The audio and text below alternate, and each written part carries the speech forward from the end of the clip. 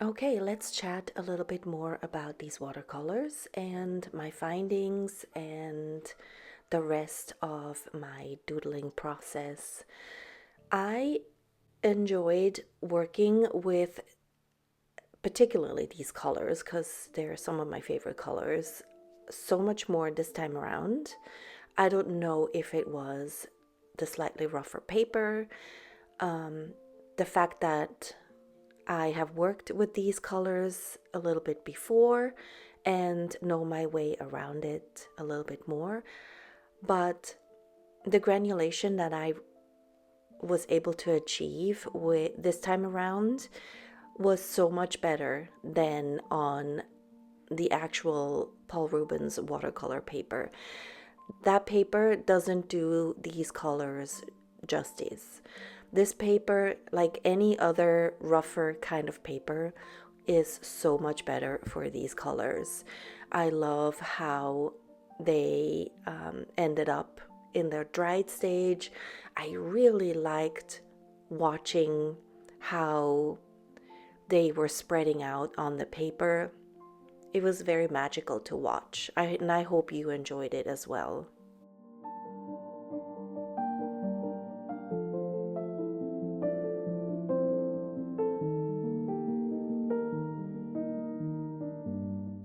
So I started laying down my lines, and I knew I wanted to kind of outline the gold dots and make them be the focal point of this piece.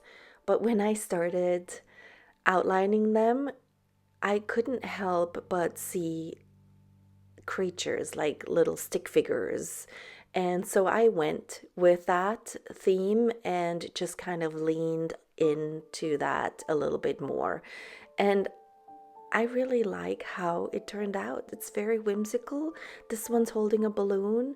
This one's a little sassy, putting his hand on his hip.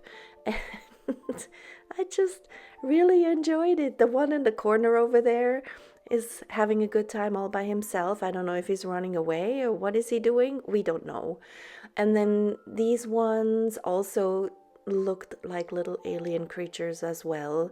I kind of wished I had more of those dots, and I could have added more, but it just doesn't feel as organic as when I first do it. So I tend to not add more of something when I feel like it could use more, if that makes sense, just because I like that organic feel of the piece. And it also makes me have to work with what I have. Honestly, I chuckled all the way through creating these. Every time something else got a little bit more embellished, it just popped up even more and had its own little character. And that honestly is the main reason why I enjoy creating these pieces so much, because it starts out with a simple background and you make it into something special and unique. Now, not everything turns out great, and sometimes I have to do a little bit of damage control, and this section here was one of those instances. I didn't like how those lines turned out. I was following the different colors and just outlined those, but it just did not make any sense compared to everything else that I had already put down. So I was trying to figure out what to do, and the best I could think of, or I could come up with, was turning them into like a cobblestone path. And that seemed to have worked in my mind, at least. It's just this little path that leads up to the separate little guy up there. I have put down lines and shapes in the past just as an abstract piece, and when I do that, I look for balance. When I work on something and things pop up like they did in this piece, and there's kind of a theme going on, and then it's a little bit harder for me to make it all come together in the end.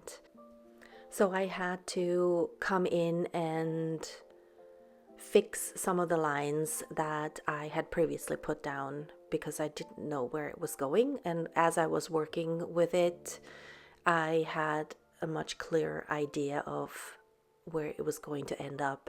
So sometimes that happens, and because I can't erase anything, I have to just work with it and make the best out of it. Now, if you're just looking at the piece, you would never know this, but that is the beauty of making these videos, because then I can give you a little bit of background information and tell you that this is not something that I had planned at the beginning, and I just had to work around it. And maybe it will help you in your process, that, you know, when you draw something or you paint something and it's not exactly gonna work out as the piece progresses,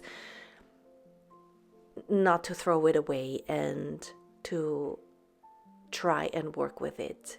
And I think it helps me grow in that way, because in the past I probably would have just scratched it and thrown it away, but nowadays it's a good challenge for me to figure out how can I incorporate what I don't like so much, so that it doesn't stick out to me like a sore thumb, and I can still look at it and, you know, feel okay with the overall picture. So, you know, it's tough that you have to make these decisions sometimes, but it's a great learning experience in the end. Now, looking at it, do I love it? No. There's that whole right section is a little off to me, but it doesn't matter because it's just a painting, and you can start over and do something completely different next time.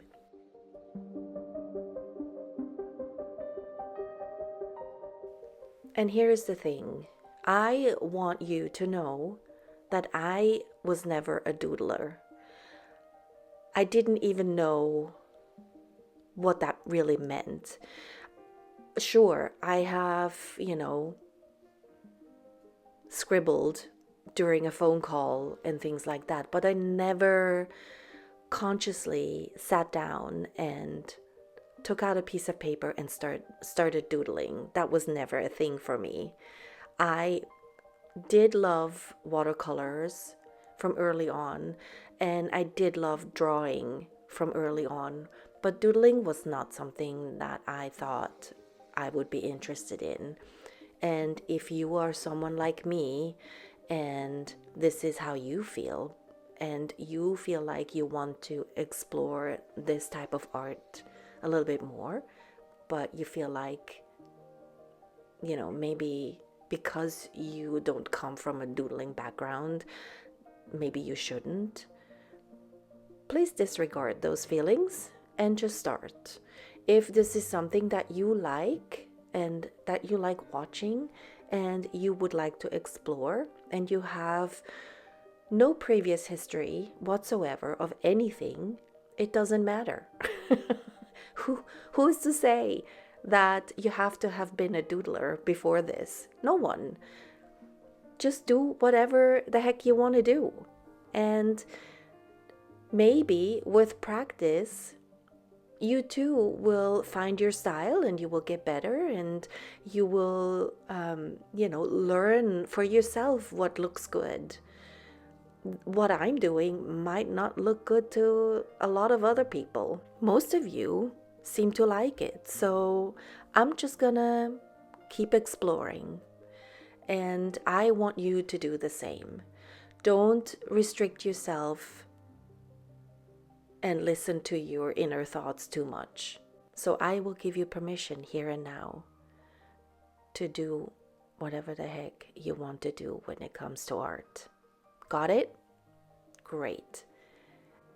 We already have too many rules that we have to live by. So when you finally sit down to relax and do something that you want to do, then you shouldn't have to have even more rules to go by. That's my philosophy, and I'm sticking to it, and so should you. All right, I am finishing up here, adding some last few touches, but I wanted to say thank you for joining me in today's video. I hope you enjoyed it.